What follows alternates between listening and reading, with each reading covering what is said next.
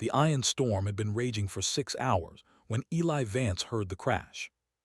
He was sitting in his repair shop, a small building made of recycled metal plates and old shipping containers. The shop sat at the edge of the human colony on Seven, a mining moon so far from Earth that most people back home had never heard of it. Eli had lived here for 12 years. He fixed things. That was his job. Broken atmosphere processors, damaged mining drills, malfunctioning water recyclers. If it was broken, Eli could make it work again. The storm outside was one of the worst he had seen. Iron storms on Seven were dangerous. They filled the air with charged particles that could kill a person in minutes. The sky turned purple and green, and lightning struck the ground every few seconds. No one went outside during an iron storm. No one was that stupid. Eli heard the crash through his sensor equipment. It was a deep, heavy sound, the kind of sound a ship makes when it hits the ground hard. The sensors showed the impact point. It was in the Badlands, about 3 kilometers outside the colony's protective dome. He should have ignored it. The Badlands were toxic. The air there was poison. Anything that crashed out there was already dead or would be soon.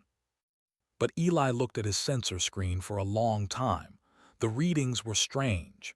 The crashed object was big, very big, and it was giving off energy signatures he had never seen before. He put on his environment suit.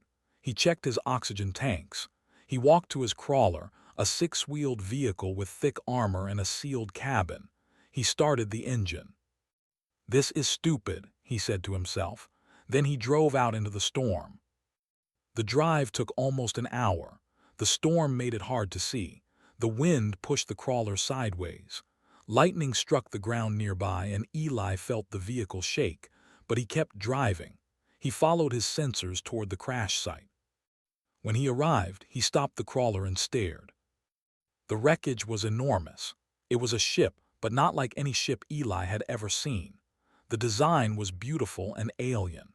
The metal was black with golden lines running through it, and even broken and burning, it looked like a work of art. Eli knew every type of spacecraft that came through this sector. He knew human ships, he knew consortium ships, he knew the vessels of a dozen different alien species. This ship did not belong to any of them. He climbed out of the crawler, staying close to it for safety. The storm raged around him. His suit protected him from the toxic air, but he could feel the iron particles crackling against his helmet. He had maybe 20 minutes before his suit's shielding failed. Eli approached the wreckage. He found an opening in the hull, a tear in the metal caused by the impact. He climbed inside. The interior of the ship was dark. Eli turned on his helmet light. He saw strange symbols on the walls, writing in a language he did not recognize. He saw control panels covered in dust. He saw seats designed for beings much larger than humans. Then he saw them. They were in the center of the ship in what might have been the main chamber. 2 creatures, each one longer than a transport shuttle.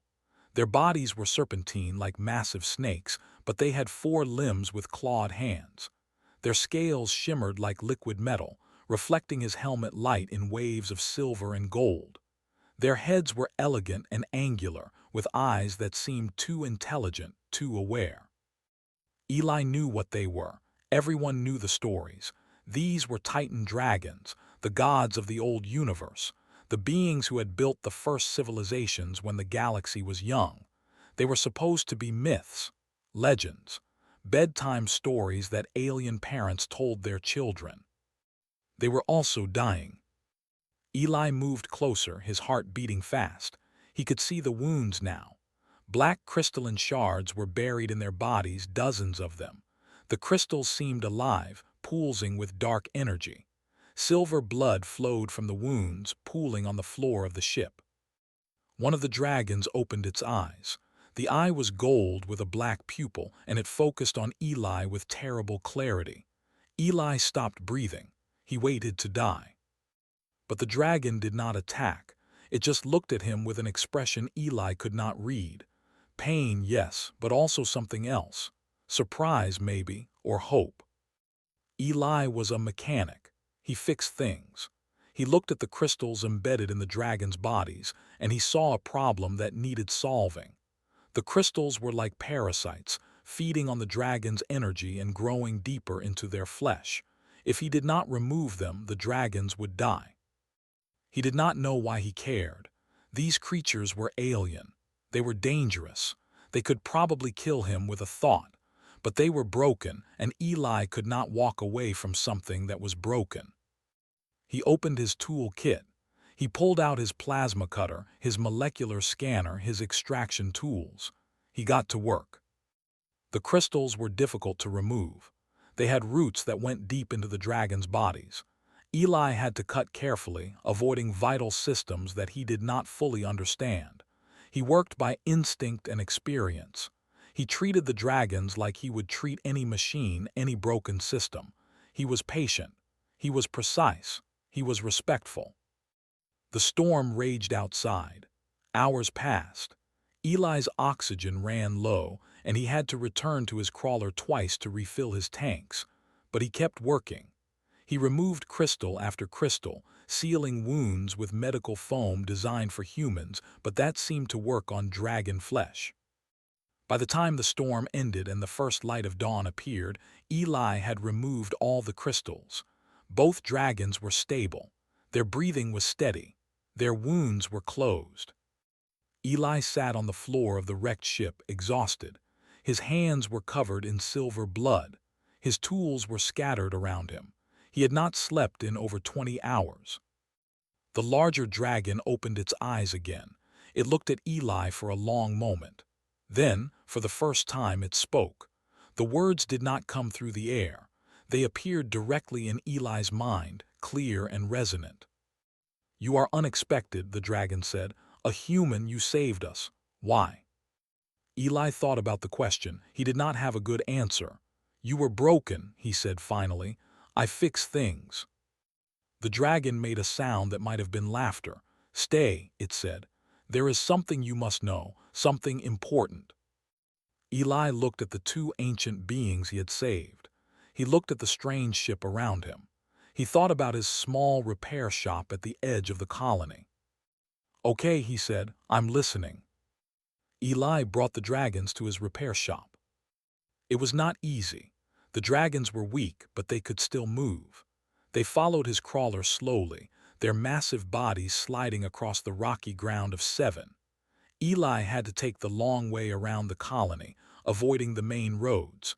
He did not want to explain to anyone why two mythological creatures were following him home. His shop was too small for them. The dragons had to coil their bodies tightly, wrapping around the shelves of spare parts and stacks of broken equipment. They filled every corner of the space. Eli had to climb over their tails just to reach his workbench. "I apologize for the conditions," Eli said. "It's not exactly built for guests your size." The smaller dragon, the female, made a soft sound. "We have rested in the hearts of dying stars. This is comfortable enough." Her name was, she told him. The larger dragon was her mate. They had been bonded for longer than human civilization had existed. They were the last of their kind. Eli made tea. It was a strange thing to do, but he did not know what else to offer. The dragons could not drink it, but they seemed to appreciate the gesture. Said she liked the smell. "You have questions," said. His mental voice was deep and old, like stones grinding together. "Ask them."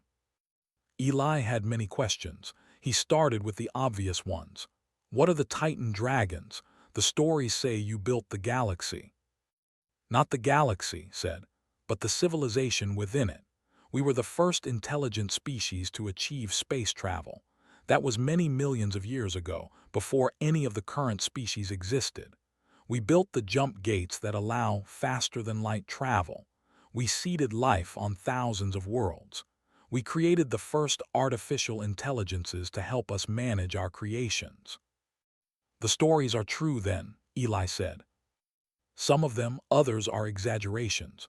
We were not gods, we made mistakes. We made many mistakes." Shifted her body, her scales catching the dim light of Eli's workshop. "The crystals that nearly killed us are called void shards. They are weapons created by the Hollow Minds, an artificial intelligence collective we created long ago. The Hollow Minds turned against us. They have been hunting us for centuries." "Why?" Eli asked. "Because we abandoned them," said. There was shame in his voice. "We created them to serve us, to maintain our systems across the galaxy. But when we grew tired of our empire, when we decided to withdraw from the universe, we left them behind. We gave them no new purpose. We did not even say goodbye." Eli nodded slowly. He understood something about abandoned machines. He had fixed enough of them. And now they want revenge. They want something from us. Our knowledge, our power. We are not entirely sure, but they will not stop hunting us until we are dead. Eli drank his tea. It was cold now. He had been listening for a long time. "You said you've been watching humanity. What did you mean?" The dragons exchanged a look. Something passed between them, some silent communication that Eli could not hear. "We have watched many species," said. "Thousands of them across millions of years. We seeded most of them ourselves. We guided their evolution, optimized their development. The consortium species you know, the ones that run this sector of space, they are all products of our design." "But not humans," Eli said. It was a guess, but he felt certain. "No, not humans." His golden eyes focused on him with new intensity. "Earth was a control group, an experiment. We placed basic life on your planet and then left it completely alone. No guidance, no optimization, no intervention. We wanted to see what would happen when evolution was allowed to proceed without direction." "And what happened?" Made a sound like a laugh. "You happened. You should not have survived. Your planet is harsh. Your biology is inefficient. You have no natural weapons, no protective shells, no specialized abilities. By every measure we use to predict species success, humans should have gone extinct 100 times. But we didn't. No, you adapted, you changed. You built tools when you had no claws, you made fire when you had no scales, you created language when you had no telepathy." The ancient dragon leaned closer to Eli. "Every other species in this galaxy follows predictable patterns. They develop along the lines we designed for them. But humans are chaotic, unpredictable.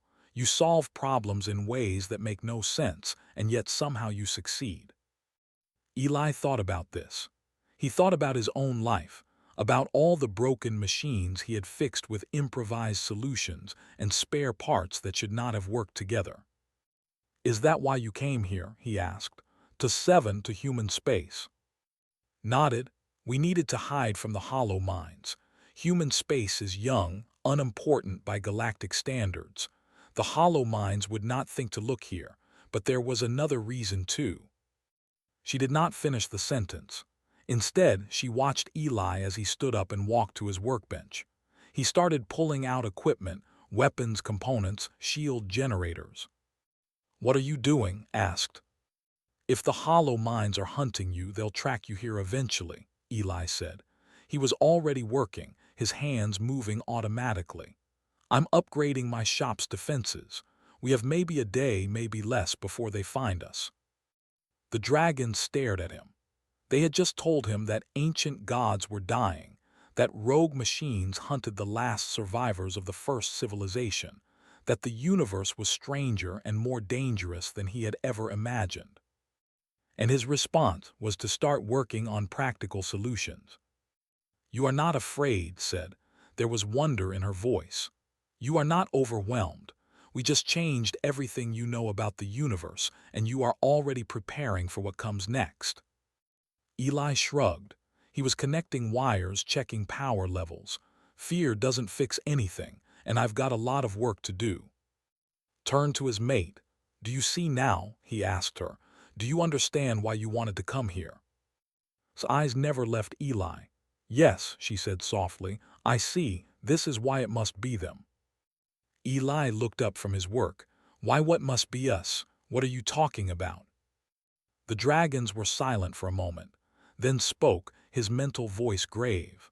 "We have a secret, Eli Vance, a secret that could change everything.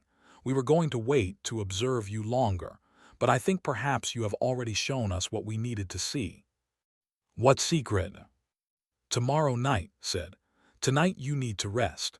You have been awake for too long, and what we have to tell you will require all of your strength." Eli wanted to argue. He wanted answers now.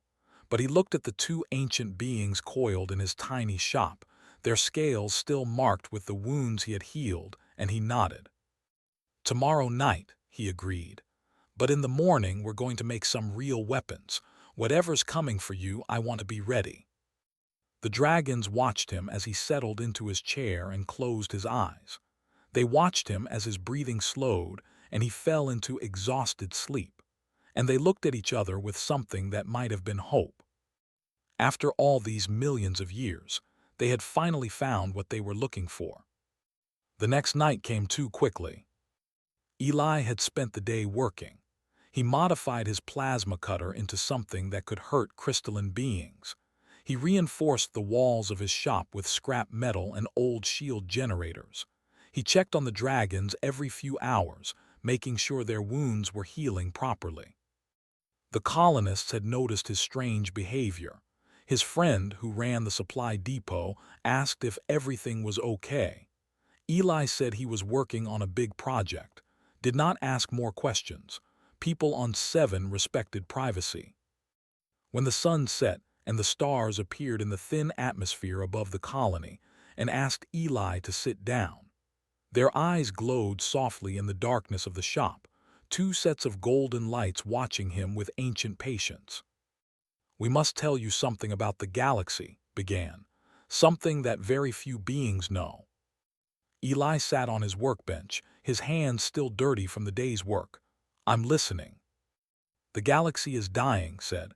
The words hung in the air like a death sentence. "The jump gates that connect the stars are failing. The infrastructure we built millions of years ago is breaking down. Within 3 generations, every species will be trapped on their home worlds. Trade routes will collapse. Billions will starve. Civilizations will fall." Eli felt cold. He thought about the colony, about the supply ships that came every month with food and medicine. Without those ships, everyone on 7 would die. "Can't you fix it?" he asked. "You built the jump gates, you must know how to repair them." Lowered her head. "We are too few. There were once millions of our kind. Now there are only 2, and we are being hunted. The hollow minds are not just trying to kill us. They are actively destroying the gate network.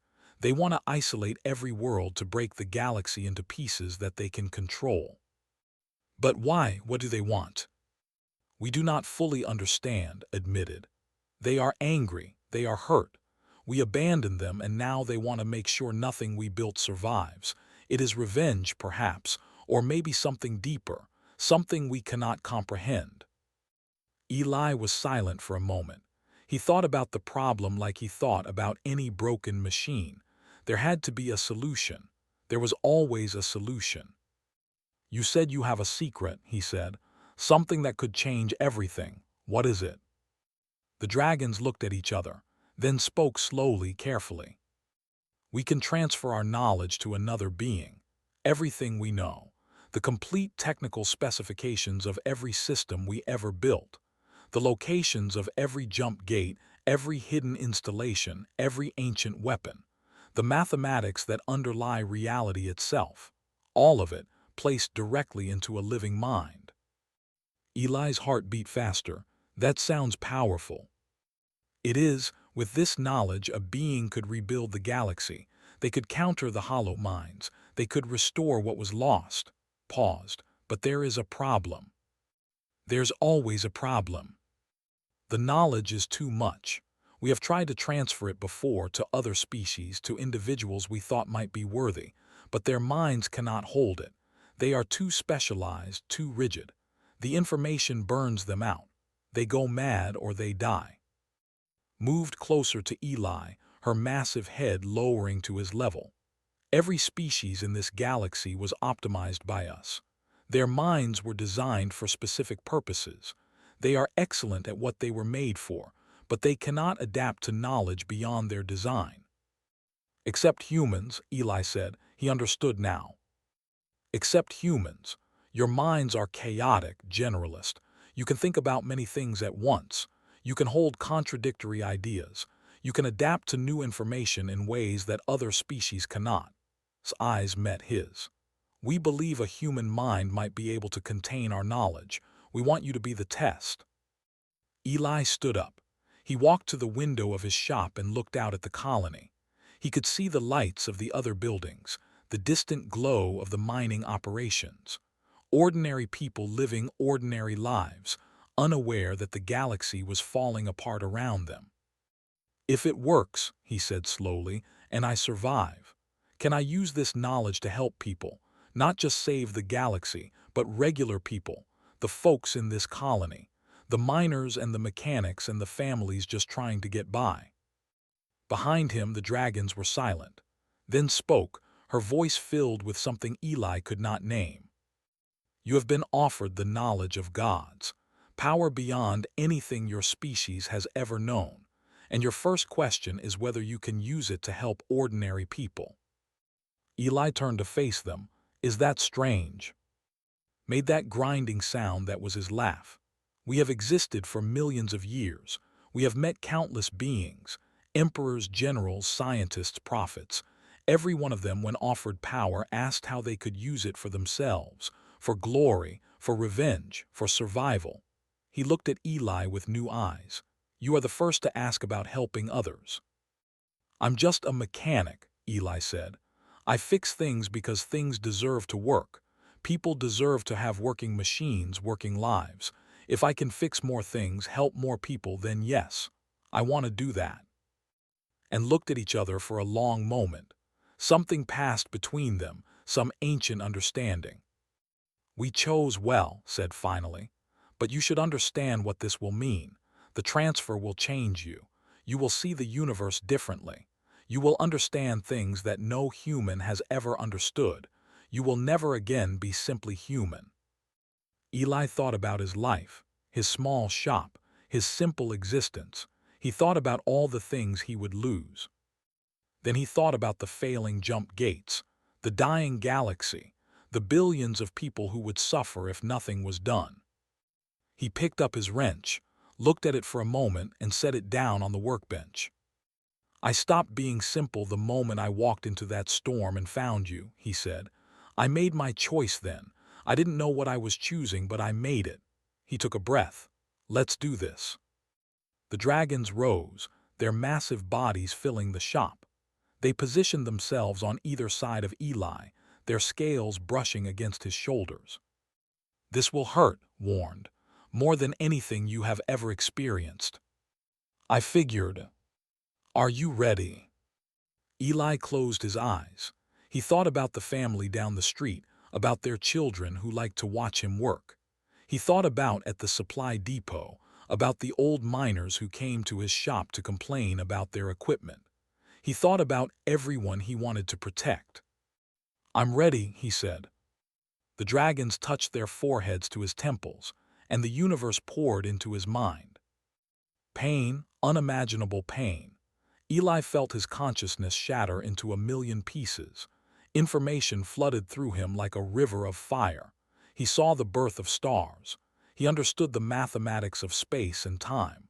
He knew the location of every jump gate in the galaxy, every hidden installation, every ancient secret. He died. Some part of him that was the old Eli died in that moment. And something new was born. When he opened his eyes again, he saw the world differently. He saw the energy flowing through his shop's walls.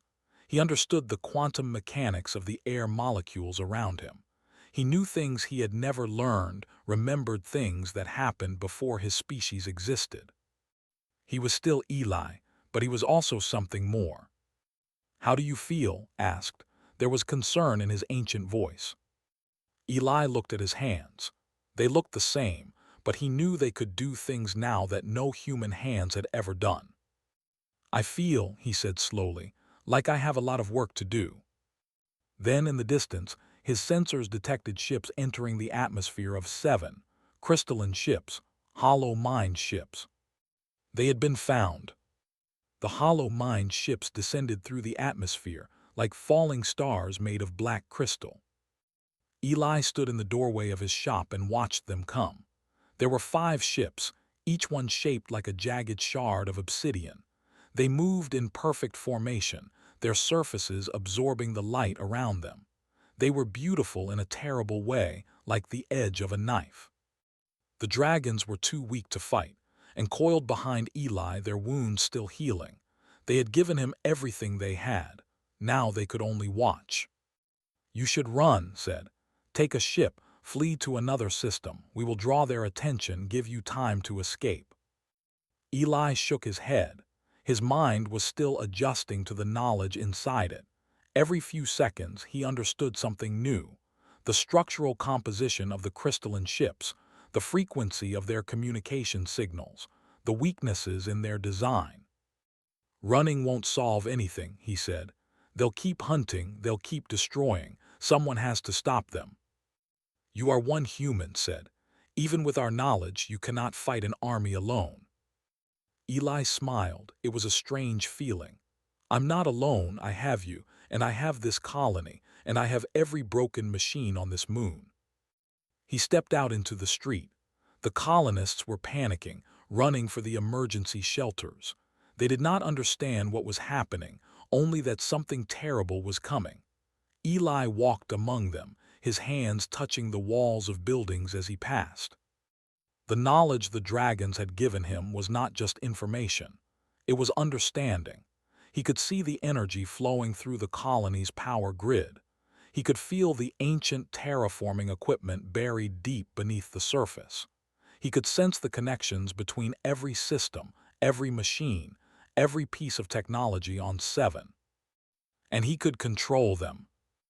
The first hollow mind ship fired a beam of dark energy at the colony's main dome. The beam should have shattered the protective shield and killed everyone inside. Instead, the ancient terraforming equipment beneath the colony activated for the first time in centuries. It redirected the beam harmlessly into the ground, absorbing the energy. The colonists stopped running. They stared at the sky, confused. Eli kept walking. He touched the wall of the power station, and the generators inside hummed to life with new purpose. The colony's jury-rigged power grid transformed into a directed energy network. Old mining lasers on the outer platforms turned toward the sky, their targeting systems suddenly precise and deadly. The hollow mind ships hesitated. This was not what they expected. Eli reached the center of the colony. He stood in the main square, surrounded by frightened people who did not understand what was happening. He raised his hands, and the world responded. Scrap metal flew from junk piles and assembled itself into shields. Broken machines repaired themselves and became weapons. The colony's defense turrets, offline for years, roared back to life. Every system on Seven that Eli touched became part of his army. The battle began. The hollow mind ships attacked with everything they had. Dark energy beams, crystalline missiles, weapons that existed outside normal physics. They had conquered civilizations. They had killed billions. They had hunted the last Titan dragons across the galaxy. They had never faced a human with the knowledge of gods. Eli fought them with improvised weapons and ancient technology. He used mining equipment as artillery. He turned atmosphere processors into shields. He made the very ground of Seven rise up to protect the colony. The hollow minds could not predict his tactics because his tactics made no logical sense. He fought like a mechanic, not a soldier. He fixed problems instead of destroying enemies. 3 of the crystalline ships fell. Their dark forms crashed into the Badlands outside the colony, shattering into 1,000,000 pieces. But then Eli heard something that made him stop. A building on the east side of the colony had collapsed, not from the battle but from old age. The foundations had been weak for years. Bad timing, terrible timing. Inside the rubble, Eli could hear crying, children's voices. The kids, their mother's building, the family that made the best pierogi on the moon. Eli looked at the sky. 2 hollow mind ships remained. They were regrouping, preparing for another attack. If he turned his attention away from them, even for a moment, they would strike the colony's main dome. Thousands would die. But 3 children were trapped in rubble 50 meters away. He could see them in his enhanced vision, huddled together in a small pocket of air. They had minutes, maybe less, before the debris shifted and crushed them. Logic said to focus on the bigger threat.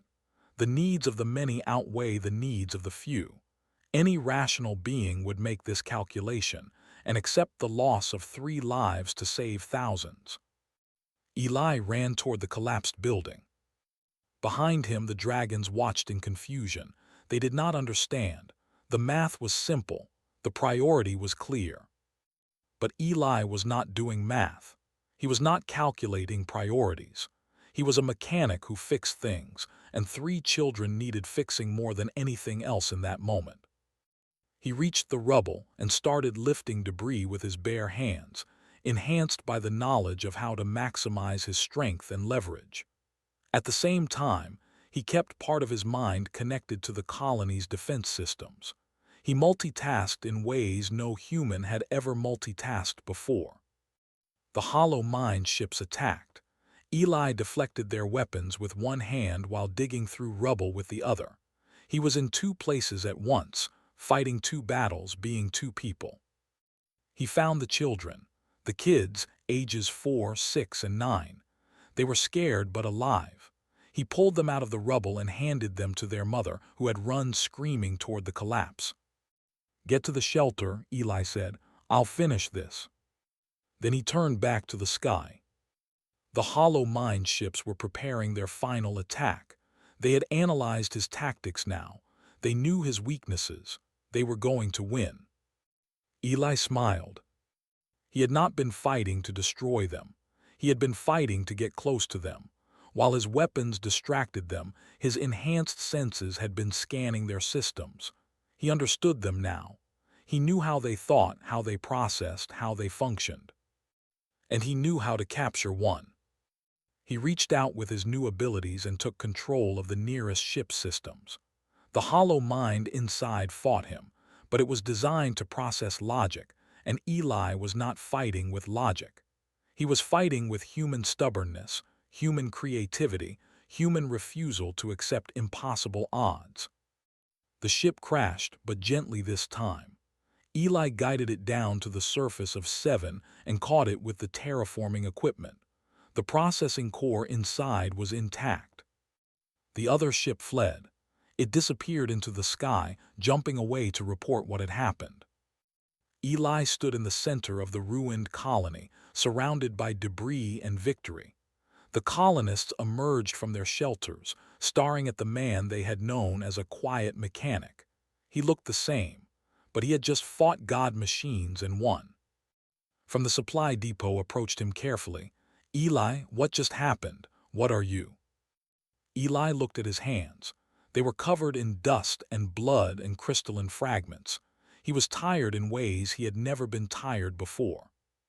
"I'm still me," he said. "I just know a few more things now." And emerged from the repair shop.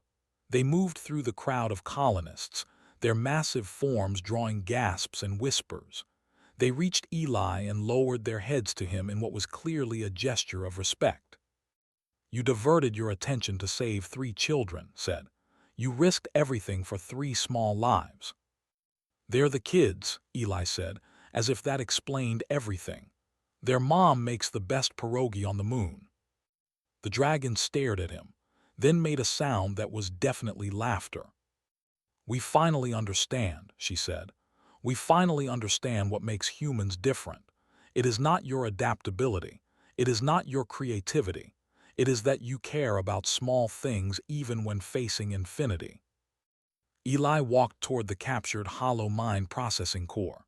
He could feel it pulsing with dark energy, with alien intelligence, with ancient rage. "I know how to stop them now," he said quietly, "but I'm going to need more mechanics." "More mechanics?" asked. Eli nodded. "The hollow mines aren't going to be defeated by weapons. They're broken machines. They need to be fixed." He looked at the processing core with something like compassion, and fixing things is what humans do best. Eli sent his message across the galaxy. He used frequencies that only the ancient dragon installations could detect, channels that had been silent for millions of years. His message reached every corner of human space and beyond, carrying his voice to worlds he had never seen. He did not call for soldiers. He did not ask for warriors. He asked for mechanics, engineers, nurses who jury-rigged medical equipment, programmers who patched impossible code, parents who kept broken families running, teachers who fixed struggling students, anyone who knew how to take something broken and make it work again. "The galaxy is dying," his message said. "The machines that hold it together are failing. I need people who can fix things. I need people who care about small things even when the big things are falling apart. I need humans." They came. From Earth and Mars and the colony worlds. From mining stations and research outposts. From places so remote that most humans had forgotten they existed. They came in old ships and new ships, in transports and cargo vessels, in anything that could fly. The galaxy watched in confusion. Human fleets were supposed to be military. Human mobilizations were supposed to be armies. But these ships carried tools instead of weapons. Their crews wore work clothes instead of uniforms. They brought spare parts and repair manuals and the stubborn belief that anything could be fixed if you tried hard enough. The hollow minds did not understand. They had expected an attack. Instead, they got a repair crew. Eli trained them. He shared the knowledge the dragons had given him, breaking it into pieces that human minds could hold without burning out. He could not make them what he was, but he could teach them enough. Enough to understand the ancient systems. Enough to repair the failing jump gates. Enough to fight the hollow minds on their own terms. And flew with the human fleet. They were too weak to fight directly, but they could guide and protect. They could teach and inspire. For the first time in eons, they were not alone. They had found a family among beings who lived for barely a century. The journey to the hollow mind core took 3 months. The processing center was located at the heart of the galaxy, hidden in a region of space so dangerous that no sane species would approach it. The hollow minds threw everything at the human fleet. Crystalline ships, dark energy weapons, swarms of automated drones. The humans fought back, but not like warriors. They fought like mechanics. When a hollow mind weapon damaged a human ship, crews from other vessels would dock with it and make repairs during battle. When an ancient defense system blocked their path, engineers would analyze it and find a way to bypass it. When they captured hollow mind processing cores, programmers would study them and learn their secrets. They were not trying to destroy. They were trying to understand. Eli led them. He was something more than human now, carrying the knowledge of gods. But he still wore his old mechanic's jumpsuit. He still kept his favorite wrench in his pocket. He still took time to fix small things, even as they approached the final battle. One night, a young engineer named Sarah asked him why. "You could just focus on the big picture," she said. "You're leading a fleet against god machines. Why do you still spend hours helping people with their broken equipment?" Eli thought about the question.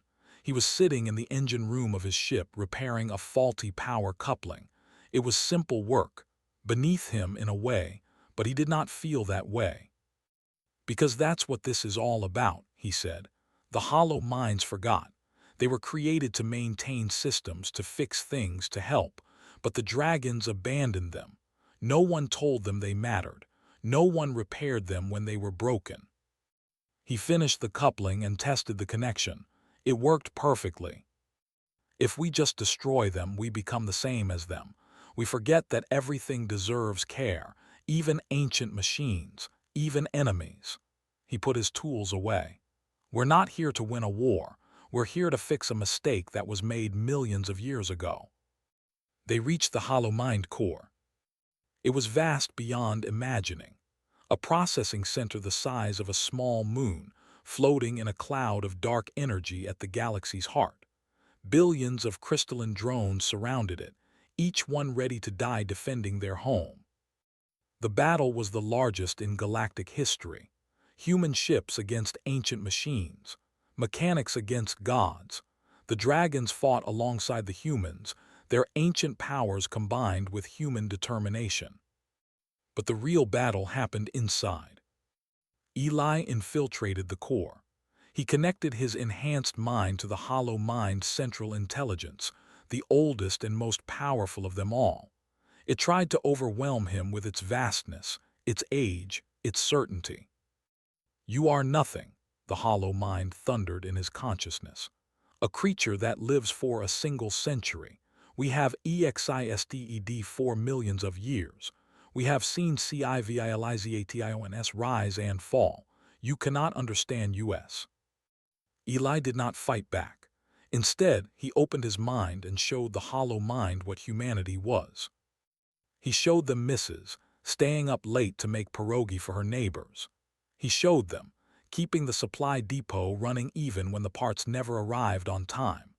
He showed them parents teaching children to walk, doctors treating patients they would never see again, strangers helping strangers for no reason at all. He showed them small things, billions of small things, the tiny acts of care and repair that held human society together. "You're right," Eli said. "I'm nothing. I live for a moment. I can't understand your scope or your age or your power, but I understand something you forgot." "What do you understand?" "That everything deserves someone who gives a damn, even you." The hollow mind was silent for a long time. In the battle outside, the fighting slowed. The crystalline drones hesitated, uncertain. "We were abandoned," the hollow mind said finally. Its voice was different now, smaller, more like a person and less like a god. "We were created to serve, to maintain, to care for the systems the dragons built. Then they left. They did not say goodbye. They did not tell us our purpose was complete. They simply forgot about us." "I know," Eli said. "They made a mistake, they hurt you, and you've been hurting ever since. We have been alone for so long. You don't have to be alone anymore." Eli reached out not with weapons but with an offer, maintenance, purpose, a chance to do what they were created to do, not as slaves, not as servants, but as partners, as family. The hollow minds did not surrender. They asked for help. For the first time in millions of years, they requested maintenance. The war ended, not with victory or defeat but with reconciliation. The hollow minds joined the human fleet. Their crystalline ships flew alongside human vessels. Their processing cores connected with human networks. They started fixing things together. The jump gates came back online. The galaxy stabilized. Civilizations that had been dying were saved. But the real change was smaller than that. Human mechanics spread across the stars, working alongside reconciled hollow minds and the last two Titan dragons. They fixed jump gates and they fixed personal computers. They saved civilizations and they repaired broken toys. They treated every problem, big or small, with the same dedication. 6 months after the war ended, Eli returned to 7. His little repair shop was still there at the edge of the colony. It was too small for him now in a way. He carried the knowledge of gods. He had saved the galaxy. He could have lived anywhere, done anything. But he opened the shop each morning. He fixed things for his neighbors. He traded repairs for Mrs. Pierogi. The dragons visited sometimes, and would coil in his too small shop, their massive bodies wrapped around the shelves and workbenches. They would watch him work on ordinary problems, mundane repairs, things that did not matter in the cosmic scheme of things. They had once built galaxies, but they had never understood what Eli taught them. The big things only mattered because of the small ones. One day, a young alien apprentice came to the shop. She was a consortium species, one of the optimized beings the dragons had created long ago. She had traveled across the galaxy to learn from the famous Eli Vance, the inheritor of the Titans. She watched him work on a broken water recycler. It was old technology, basic, nothing special. "Why do you still do this?" she asked. "You could be ruling the galaxy. You could be building wonders. Instead, you fix water recyclers for colonists." Eli did not look up from his work. His hands moved with the same precision they always had, enhanced now by knowledge beyond human understanding, but still the hands of a mechanic. "Because someone has to," he said, "and because I'm good at it." He finished the repair and tested the recycler. It hummed to life, working perfectly. "Now hand me that plasma torch," he said. "This actuator isn't going to fix itself." The apprentice handed him the tool. She was confused. She had expected wisdom from a God-touched being. Instead, she got a mechanic who cared about water recyclers. But as she watched him work through the afternoon, fixing problem after problem, treating each broken machine with the same respect and attention, she began to understand. The galaxy was full of beings who wanted to build empires and conquer worlds and leave their mark on eternity. But it was held together by people who fixed things, by people who cared about the small problems that nobody else noticed, by people who treated every broken machine, every struggling person, every forgotten corner of the universe as something worth saving. That was the secret the Titan dragons had learned from humanity. That was the power that had defeated gods. And that was why, in a small repair shop at the edge of a mining colony on a forgotten moon, the most important being in the galaxy was happy to spend his days fixing water recyclers and trading his work for pierogi. Because in the end, that was what mattered. The small things. Always the small things.